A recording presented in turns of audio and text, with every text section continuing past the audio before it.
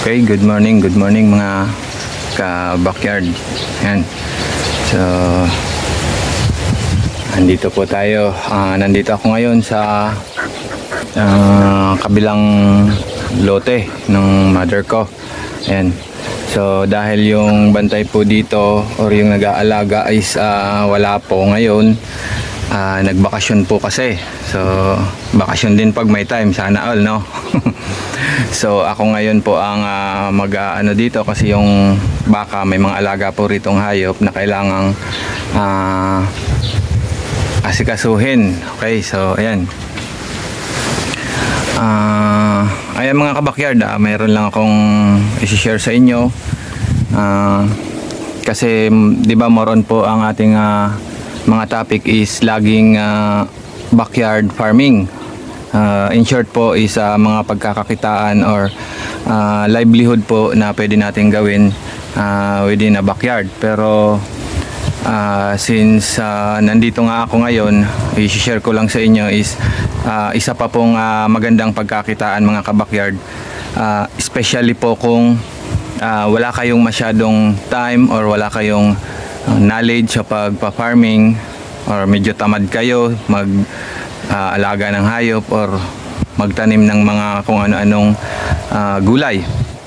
So ayan, pero kung nag-iisip po kayo ng pagkakakitaan or business at meron kayong kahit papanong puhunan, ito po i-share ko sa inyo mga kabakyard.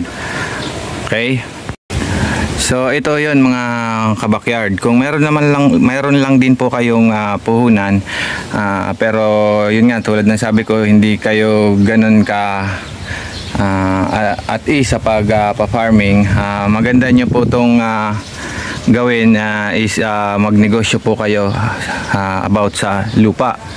Okay, yes po, maganda po itong pagkakitaan kahit sa malaliit lang po na lupa, katulad po ito pong lupa na to. Ito po ay nabili ng mother ko. Ito po ay nasa 2,000 square meter. Malawak po to doon pa sa may bandang dulo hanggang doon sa likuran, andyan banda po. So paano nga ba dito ang sistema mga kabakyard? Dito po kasi sa lupa, especially kung mga bandang probinsya, marami po kayong mabibili pa na mura. Okay, marami pa po ditong binebentang mga mura na undeveloped po na mga lupa, katulad po nitong pinakita ko sa inyo na lupa ng mother ko. So paano dito kumikita mga kabakyard? Pwede po kayong bumili ng mga mumurahin lang na lupa at i-develop nyo, hindi naman kailangan ng fully develop, papalinisan nyo lang po, lagyan nyo ng maayos na bakod, pahawan, ganun lang naman po ang magandang gawin.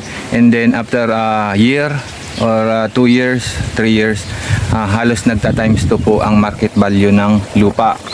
Yes po, given na po yan dito sa Pilipinas na every year halos tumataas po talaga ang market value ng mga lote. So example na lang po ito, isa po, bale yung mother ko po kasi marami ng properties, marami na po siyang nabibili ng mga lupa. Isa lang po ito, isa rin po yung nandun sa tinitirahan ko, yung pinaglalagyan natin ng ating mga crayfish at yung mga ulang etc. Isa pa po yun, separate naman po to. So ito po ay nabili niya 2,000 square meter, is nasa 300,000 po. Wala pang 2 years ago, siguro mga 1 year and a half pa lang, nabili niya po ito ng 300,000 before. Wala pa po itong kabuhay-buhay dati kasi wala ditong mga nakatira, and as in talagang bakanting lupa lang, pinagkukuhanan lang ng niyog at may konting palayan sa kabila. Pero after almost 2 years, ayan, pinalinisan, linagyan ng mga bakod-bakod. Ngayon po ang market value na po ng lupa na to ay halos lampas na po sa 500,000. Actually meron na nga pong gustong bilhin to ng more than 500 kasi maganda na po. Yung mga katabi pong mga lote nito is nabili na rin at unti-unti na pong dinidevelop. Marami na pong kapitbahay dito, kaya tumataas na po ang market value. Isipin mo yun mga kabakyard, wala pang 2 taon, yung 300,000 mo na pinuhunan is almost madodoble na. konti na lang. Okay? Kasi sabi ko nga po ang market value nito is lampas na sa 500,000. So kung yung 300,000 nyo po nilagay nyo sa bangko, sa 2 taon malabo pong umabot yun ng 500,000 kahit ano po ang mangyari. Yan. Kaya yun po, yun sa recommended ko po na pwede nyong gawin. Pero siyempre lagi din po tayong mag-iingat kasi sa kahit anong negosyo or kahit anong bagay po, marami po talaga ang scammer, mga kabakyard. So lagi po nyong titingnan lagi yung mga papeles po ng lote. Kailangan po walang conflict, hindi pa naibenta sa iba kasi may mga nangyayari pong ganyan, mga double transaction na nabenta na pala tapos binibenta pa uli sa inyo.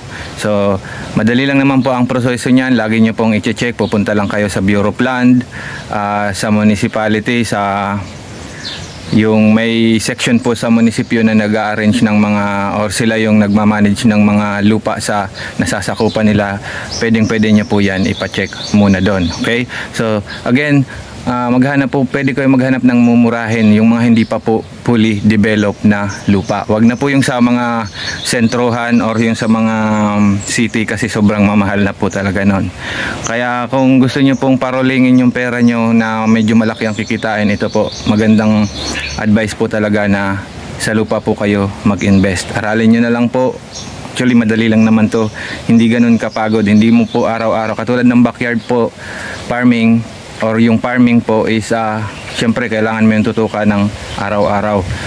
Ito pong nasa pagnenegosyo ng lupa, hindi nyo po, kahit may separate kayong trabaho, kayang-kaya nyo po itong gawin. Okay? So ayun lang po mga kabakyard. Again, ito po, papakita ko sa inyo yung paikot ng lote na to. So 2,000 po to hanggang dun sa mga dulo. Meron pa po ito doon banda sa kabila. Ayan.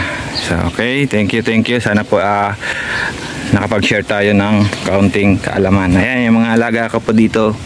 Ayan, mga askal namin, malilit na askal. Ayun si Pocholo, ito naman si Ashley. Ayan, yung isa pa naming makulit na askal. Okay, thank you mga kabakyard.